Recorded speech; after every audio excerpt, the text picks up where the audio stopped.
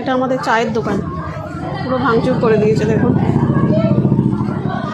BJP জয়লাভ করার পর থেকে দিকে দিকে বিভিন্ন জায়গায় হিংসার পরিবেশ তৈরি হয়েছে। দোকান ভাঙচুর, বাজার বন্ধ, মানুষের বাড়িতে ভাঙচুর, এমন সব ঘটনা ঘটেই চলেছে। এই নিয়ে শ্রমিক ভট্টাচার্য কি বললেন চলুন শুনে নি।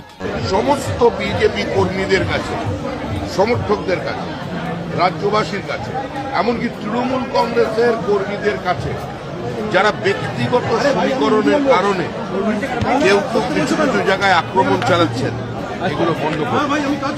পার্টি কোনো অবস্থায় কোনো ভোট পরবর্তী হিংসাকে গ্রহণ করবে না। সমস্ত জায়গায় হাত জোড় করে অনুরোধ করছে, পশ্চিমবঙ্গের ভোট সংস্কৃতি বদলানোর জন্য, পশ্চিমবঙ্গের ঔদ্ধত্যের অবসানের জন্য, পশ্চিমবঙ্গের হিংসা, মহিলাদের উপর অত্যাচার বন্ধ করানোর জন্য মানুষ এই রায় দিয়েছেন। মানুষের এই রায়দানের প্রতি শ্রদ্ধা জানান, মানুষের মর্যাদা রক্ষা করুন।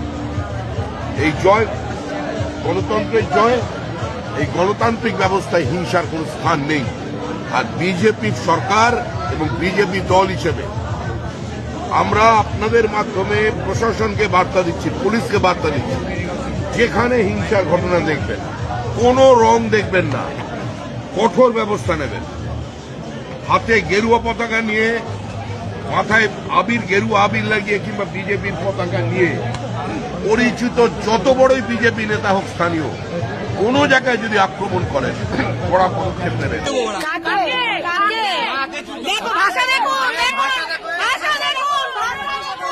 শ্রমিক ভট্টাচার্য কোথা থেকে, এটা কিন্তু স্পষ্ট। বিজেপি কোনোভাবেই এগুলোকে প্রশ্রয় দেবে না। তিনি প্রশাসনের কাছে এর বিরুদ্ধে ব্যবস্থা নেওয়ার অনুরোধ করেছেন। কিন্তু প্রশ্ন এখন এখানে, প্রশাসন কি করছে, ইলেকশন কমিশন কি করছে, কেন্দ্র বাহিনী বা কি করছে?